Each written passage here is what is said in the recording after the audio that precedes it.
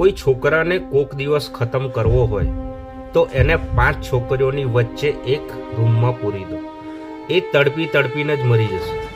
એક બાળક હોય છે એ પણ પોતાની માની છાતીની તરફ જાય છે, પાગલ નથી થઈ જતો.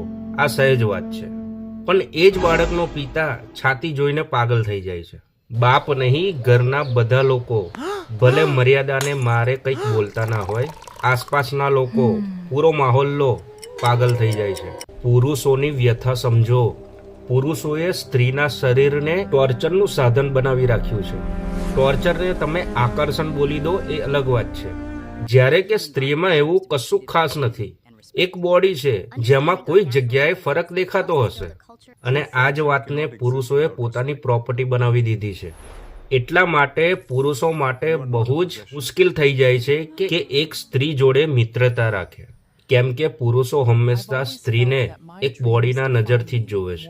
એમાં કોઈ દિવસ એમને એક ચેતના નથી દેખાતી. તો કેટલા આવા પાગલ પુરુષો છે? પ્લીઝ કોમેન્ટ કરજો.